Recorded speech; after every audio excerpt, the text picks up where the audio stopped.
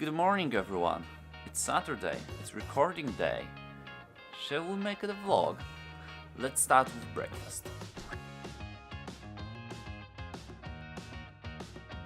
Ooh, and the breakfast is ready.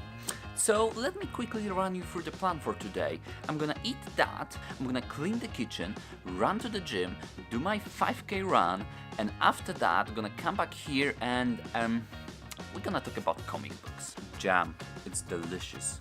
Okay, let me just quickly clean this mess now.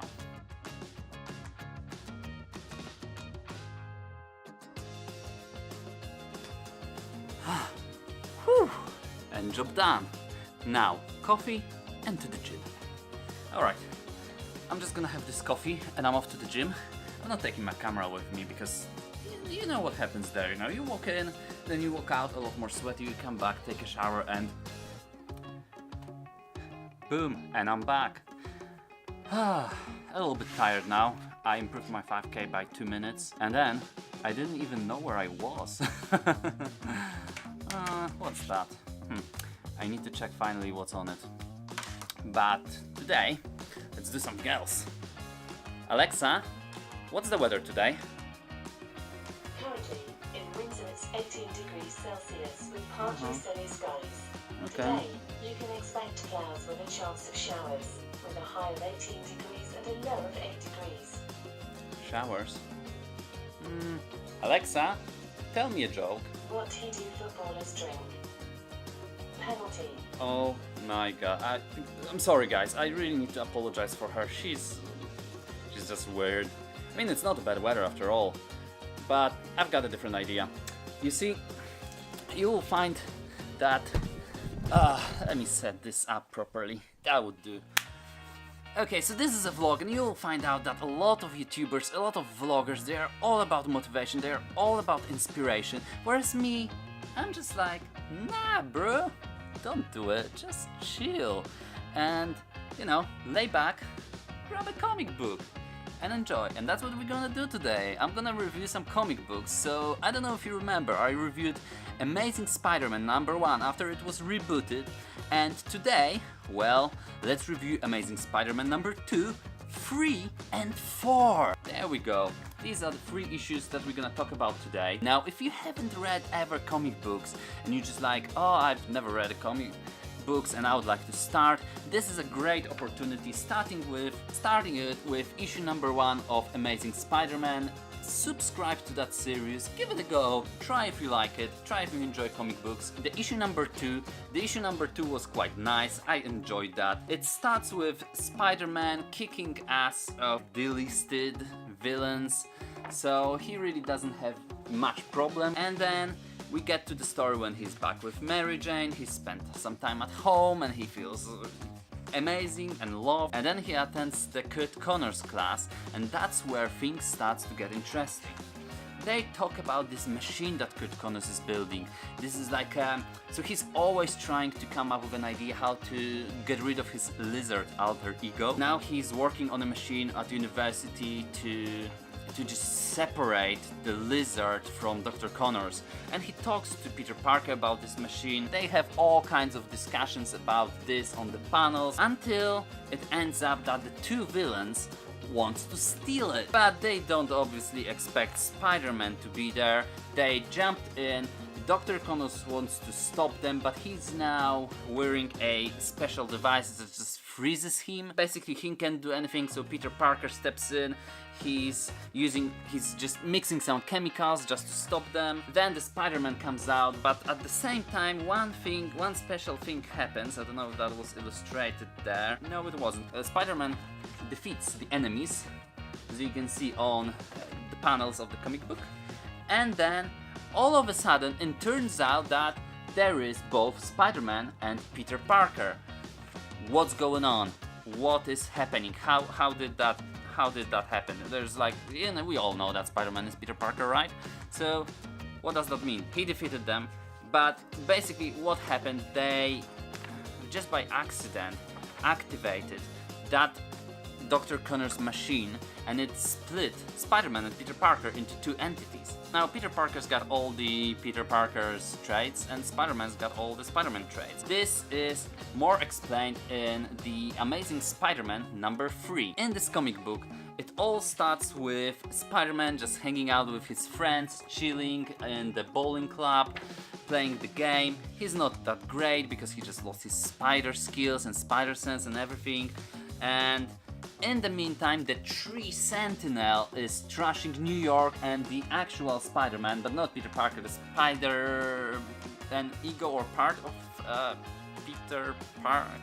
I don't know, it's confusing, alright? It's not a clone thing, but it's something like that. And then we go back a little bit just after the actual split, and Peter Parker talks with Spider-Man. They even make the same funny faces together. That's supposed to be the proof that they are two exactly the same, or maybe not exactly the same people, but this is just Peter Parker as it was split into these two personalities. Initially, Peter Parker thinks like, oh my god, that's actually quite cool, because I can get my life back on track, I can spend time with friends, with Mary Jane, and so on. And in the meantime, Spider-Man does all the heavy lifting and enjoy being Spider-Man. It all gets to the point where Peter Parker comes back to Kurt Connors, and Kurt Connors tells him that he's done experiments on some rats. It turned out that when the two rats split, they are basically not the same anymore. Like, there are two different rats. And in that very moment, Spider-Man realized, or rather Peter Parker realized, that he doesn't have his intellect anymore. He's not a scientist anymore. In the meantime, Spider-Man is fighting the Tree Sentinel, and he's got all the intellect and genius of Peter Parker. He manages to rewire Tree Sentinel, and that's where Peter Parker realized that, oh boy, I'm a little bit screwed. And that brings us to Amazing Spider-Man number 4. In the Amazing Spider-Man number 4, what do we have in here? We see first there's a bad guy who's apparently responsible for the Three Sentinels. Apparently he's an assistant of Norman Osborn, who developed the serum for Green Goblin. And then we go through, there is a new version of Three Sentinels controlled by Spider-Man, so Spider-Man goes a little bit bonkers in that issue. Spider-Man becomes this like crazy, non-caring superhero because basically he's lacking the morality and ethics of Peter Parker. While Peter Parker is struggling at home, he talks with Aunt May, and he feels that he lost part of his life. And in the meantime, Spider-Man is like enjoying basketball games, signing up with some sponsors and getting like all these marketing stuff on his suit, and then spending some time with celebrities. And he realized that he needs to talk to actual Spider-Man, and they need to sort this out.